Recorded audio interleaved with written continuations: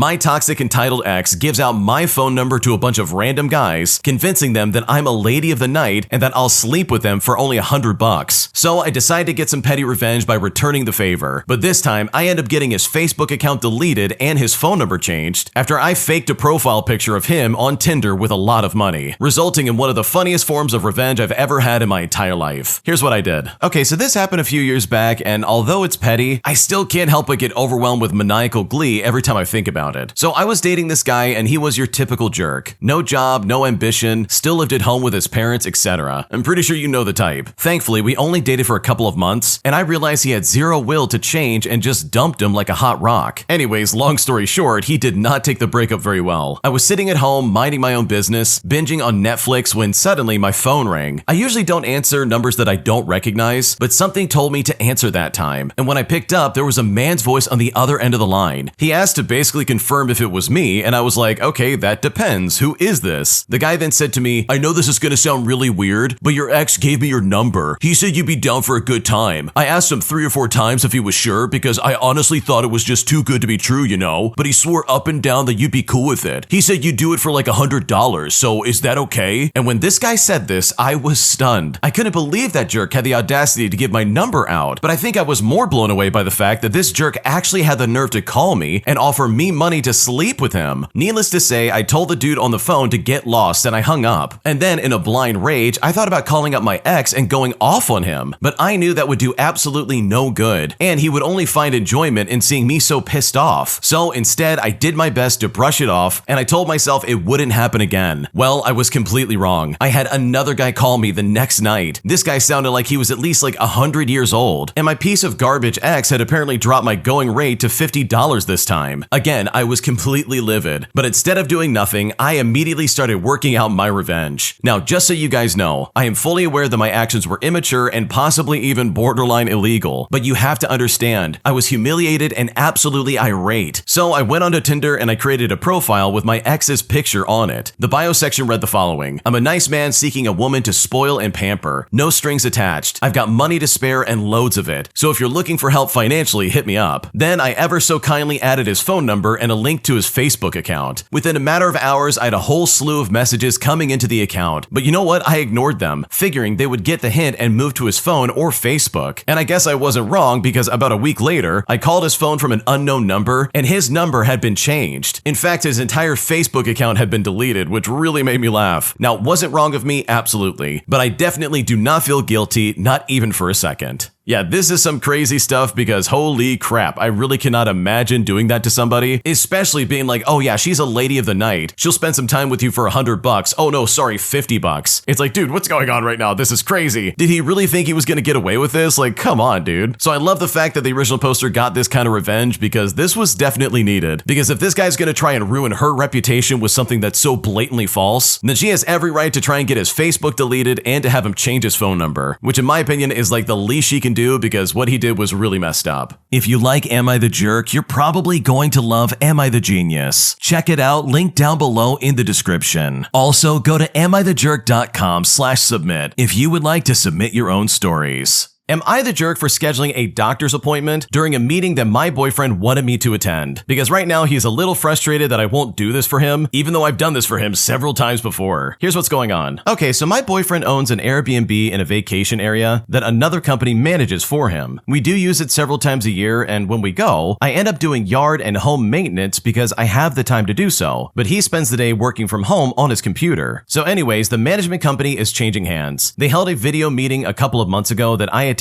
for him, and it was recorded, so he could have watched it, but he didn't, and he never asked me anything about it. They held another meeting tonight, and he kept sending me email reminders about the new meeting. I told him I wasn't going to watch it this time. It was his turn to do so, but he kept telling me that it was important. For reference, he's selling the property and he won't be doing Airbnb anymore, so in his mind, why do I need to attend the meeting? He continued to send me reminders and talk to me like I was going to attend, but I told him if it's that important, then he should be the one to watch it. Now, here's the thing. He was planning on hitting tennis balls with his friends, and I again said to him, look, if it's that important, then you will make it a priority and stop hitting tennis balls or just go a little bit later. Then I made a doctor's appointment for the same time so I couldn't get guilted into watching it. So seriously, with all this in mind, am I the jerk for purposefully skipping the meeting? Because right now I'm not sure if I'm in the wrong. Okay, in my opinion, I don't think you're the jerk because it seems like your boyfriend is being very lazy here. I mean, this is his property after all, right? Like, the guy owns an Airbnb in a vacation area. Like, this is his thing that you've been helping out with. Why would he not, like, step up and be like, okay, let me make sure I'm, like, doing this the right way before I sell my property? Because chances are there's probably gonna be some stupid stipulation that he's somehow gonna miss because he's not attending these meetings. So no, you're not responsible for this. It is definitely time for him to share the load, especially if he's willing to badger you about it all the time. Because you've got it right in my opinion. If it is that important, then he should be the one to step up for once and watch it himself. An entitled Karen freaks out on me because, according to her, I'm cleaning the gym I work at as a janitor way too early, causing one of the weirdest disruptions I've ever experienced in my entire life. Here's what's going on. Okay, I want to start off by saying that this just happened to me yesterday. As many have succumbed to the harsh reality of this crappy economy, I too have to keep up with the cost of living by having a second job. So during the evenings, I picked up a part-time janitorial job at a local gym for some extra income. I usually come in about 25 minutes before the gym closure just to get a start on the basic cleaning, so later I can focus on the really heavy duty stuff that actually takes place once the customers are gone. Now, I'm vacuuming the women's locker room when an older Caucasian woman walks in from the showers and glares at me the moment she enters the room. Now, trying not to get in the way, I move to the opposite side of the lockers and I just keep vacuuming. But suddenly, I hear stomping footsteps as she rounds about towards me and starts loudly complaining in front of everyone, asking as to why I'm there before closing. She proceeds to hound me that I shouldn't be there when people are there and that I need to leave. She goes on a rant about how the gym used to close later, and she pays a lot of money to be there and shouldn't have to deal with me being in there in the first place. When I simply asked if it bothered her for me to be there, she did not answer me, but rather demanded to know who sent me in at 7:45 instead of at closing. She then continues to order me around, saying that she needs to blow dry her hair and that I shouldn't be there. Now, at this point, I'm not saying much, because after working many sketchy customer service jobs, where customer mistreatment is expected and often tolerated, anything that comes out of my mouth will not be pretty.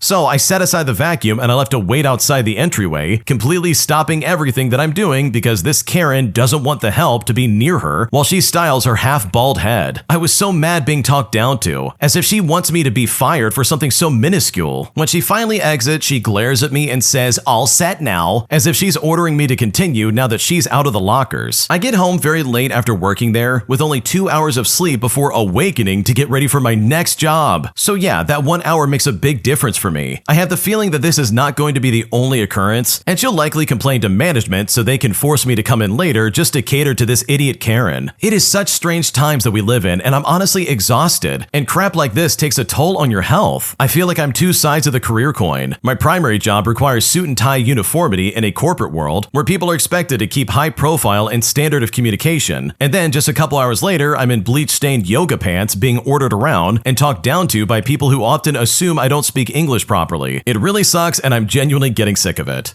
Dude, how can nobody have compassion nowadays? This is so frustrating, like seriously. You were literally just doing your job vacuuming. How does that affect this lady's ability to get her hair done? Like seriously, get a grip. Because I'm right there with the original poster. I can't stand Karens who act this way, or anybody for that matter, especially in customer service. Especially when you literally haven't done anything wrong. Am I the jerk for not accepting to pay full price for my coworkers' food delivery meals? Because right now, after finding out they're way too expensive, I feel incredibly awkward and I'm just not sure how to handle this. Here's what's going on. Okay, so my coworkers are big into food delivery services, and it's a common conversation in our office. I've tried to trial order before, but it just wasn't for me. The meals were really expensive compared to regular meal prepping. 2 days ago, one of my coworkers was complaining that she messed up her delivery window and now has way too many meals, so a few of them would have to be thrown away. But I told her if she was going to throw them all away, I could buy them off of her. So today, she brought 2 chicken meals in and told me they would need to be cooked today because they were expiring soon. Well, I asked her how much she wanted them for, and she said to me $80, which was the full price for the meal. I was awkwardly quiet about it for a minute, and I said I will take one of them. She didn't really say anything back, but I could tell that she was really annoyed. She works in the connecting office, so I haven't had the chance to talk about it with her, but charging full price after having a conversation about them expiring soon was really unexpected. But should I pay the price though? We never agreed on a price ahead of time, and there seems to have been a lot of miscommunication, so if I'm in the wrong, I would really like to know before talking to her because honestly, I don't know what to do.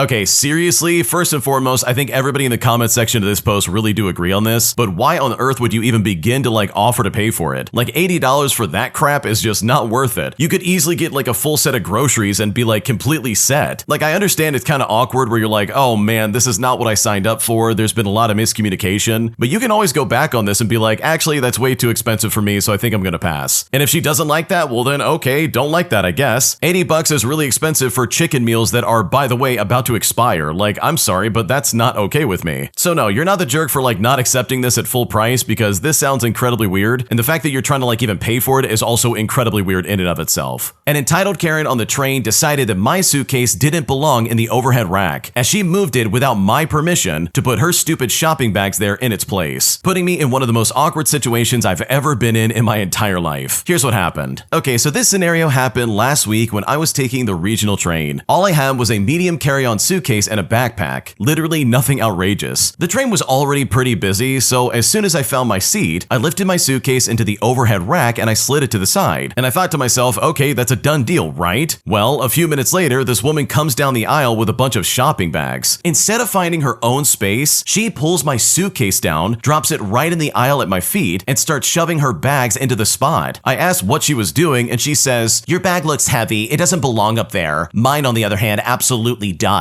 I then told her that it was my suitcase and it was fine where it was. She then just shrugged and said, "Well, you can keep it by your seat. I need the space." As if she had the authority to reassign storage on the train. Meanwhile, I'm standing there blocking the aisle with my suitcase while people are trying to squeeze by. The train staff never came around, so I ended up just awkwardly balancing my bag between my legs the entire ride, while she had her shopping bag stretched out comfortably above her head. Okay, I'm gonna be completely honest with the original poster, and I hope you don't take this in the wrong way, but this is the moment where you absolutely have to stand up for yourself. You can't take this sitting down, like quite literally, you can't just sit there and take this. This lady moved your stuff and said, "I deserve this spot and you don't." But it's like, no, really, you don't deserve my spot. I absolutely have the right to put my stuff up there if I want to, and there's nothing you can do about it. So I know for a fact if I was in that situation, I would have been like, no, I'm not moving my stuff, you don't have the right to move it. Get lost and go find somewhere else. Like the original poster was being way too compliant and way too nice. They absolutely should have said something and at least stopped this lady from like moving your stuff around. So seriously, I think the moral of this story is like, it's not a bad thing to stand up for yourself, especially against people who are being super entitled and really weird. And trust me, this lady absolutely fits the bill. Am I the jerk for being furious that my cousin dragged her stupid kid with her onto our Italy trip? Because trust me, this kid pretty much ruined everything, and at this point, I just don't know how to feel about it. Here's how it all went down. Okay, so we planned a trip to Italy. It was going to have 6 adults in attendance, and it should have been easy, and it really should have been fun. But my cousin decided to bring her 10-year-old son, and that was a big mistake. Honestly, I hate that she did this because that kid single-handedly ruined our Florence day. We checked out of the Airbnb at 10 o'clock in the morning, and the flight wasn't until the evening. I did the smart thing where I booked luggage storage near Santa Maria Novella, so we didn't have to haul our suitcases around. We drop our bags off, we get the QR code, and it's all smooth as butter. And for about 5 minutes, I thought to myself, this is great. This is going to be a very chill day. But then the kid happened. We're at the Piazza del Signoria, and there's street performers painted head to toe in silver, standing there like a statue. Well, the demon child stares for a minute and then just pinches his leg. And this is not a light touch. We're talking a full-on pinch, like he's testing the guy's paint job. The silver man then jumps and the kid screams, and the crowd laughs, with the performer yelling in Italian, and my cousin falling over herself apologizing. Meanwhile, I'm standing there thinking, oh my god, I hate this so much. We finally drag him away, and I'm praying that we can salvage the day. But no, of course not. He then runs straight to the Neptune fountain and climbs into it like a jungle gym. In fact, the guard blows his whistle so loud that the entire crowd stops. My cousin's face is purple, the guard is pissed off, and the crowd is staring, and at this point, I'm just done. By the time we picked up our luggage that night, everyone was silent. No talking, no laughing, just 6 adults completely drained by one child who managed to turn Florence into his personal war zone. On the train to the airport, I kept thinking to myself, I paid for storage so we could enjoy Florence light and carefree, but instead we got cardio, humiliation, and babysitting duties. And I've got to admit, I muttered stupid kid more than once. I hated the entire day. And honestly, I hate that my cousin thought it was a good idea to drag him along in the first place. So am I the jerk for being this angry, or is it fair to say that her kid ruined Florence and and I'm not obligated to pretend otherwise, because right now I just don't know what to do, especially with that stupid kid. No, I don't think you're the jerk at all. Like, this is really stupid. In my opinion, if 6 adults are planning a trip, then it really should be implied and almost expected that no kids are going to be there, because then, depending on the kid, this is going to happen. The entire trip and plans are just going to go out the window, and anything you wanted to do is now at the whim of a child who doesn't know what they want to do. And sure, you probably could have said ahead of time, like, hey, you can't bring your kid with you, this is an adult trip, but you would think that with 6 adults planning this, it would be heavily implied that no, we don't want any kids involved. So no, you're not the jerk. I think you have every right to be pissed off, and if anything, in my opinion, I would probably never travel with that cousin again, unless I explicitly say, hey, don't bring your kid around, because that sounds obnoxious and I would never want to deal with that.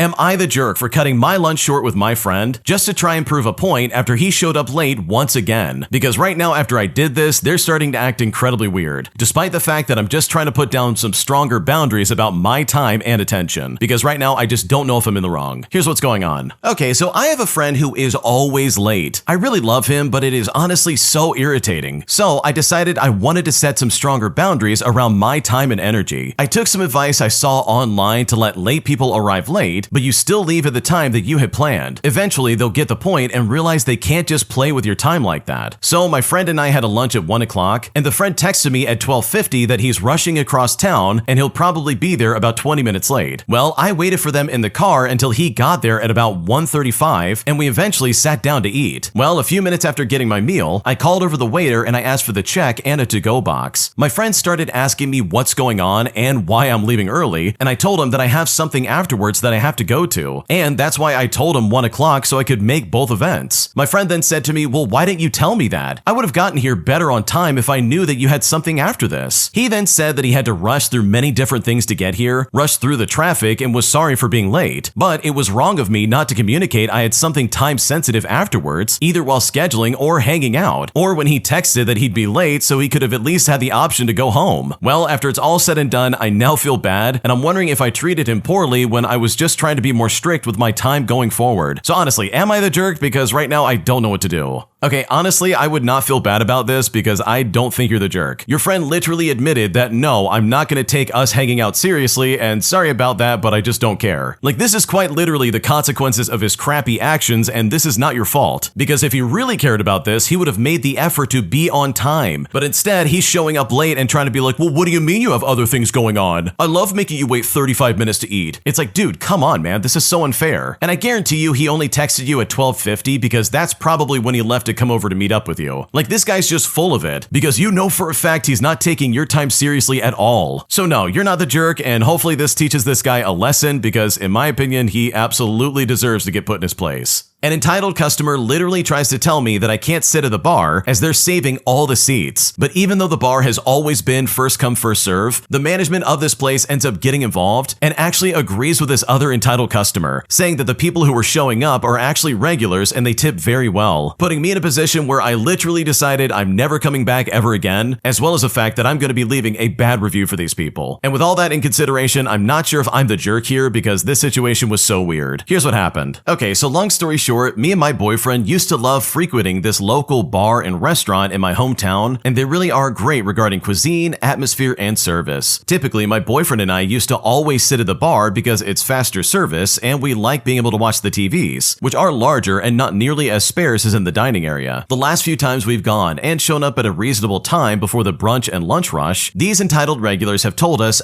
sorry, but these seats are saved. But it was always different people on different days. The last time it happened, there were 4 empty seats at the bar, and me and my boyfriend went to grab 2 seats, and the people next to us snapped about these seats being saved. I then asked them, oh, I'm sorry, are they in the bathroom or did they step outside or something like that? And when I said this, they gave us this offended look, and they said to us, no, they haven't gotten here yet. We always sit here when we come in. And when they said this, I had to physically restrain myself from rolling my eyes, and instead, I very politely but sternly told them, look, it's the bar, and it's open seating. If you're saving seats for people who haven't gotten here yet, then you need to get a table. Well, this led to the lady complaining explaining to the bartender, and the bartender ended up getting the manager, who then explained that these people are regulars and they tip very well. But I told her that that shouldn't matter because we do too, and it was my understanding that it was policy that the bar seating was first come first serve. You shouldn't let people do that just because they want to get wasted faster, which is basically what the problem was. And you shouldn't allow customers, whether they're regulars or not, to be allowed to make up their own policies. Now, the manager apologized, but they just said, they spent a lot of money, and those seats are going to be filled with people we know will be here. If you'd like to wait, we'll get you a table as soon as possible. But I said to him, no, I'm not coming back here, and I'm going to leave an honest review. You all remodeled, and it's been a great renovation, but ever since you did, you've been catering to an elite crowd and enabling certain individuals to literally bypass policy. And that really sucks because this was our comfort place to dine when we had a weekend off together. So with all that in mind, am I the jerk for making an issue out of the way things were being handled? I'd like some honest feedback because I was really disappointed, but I still kept my composure as much as I could. What should I do?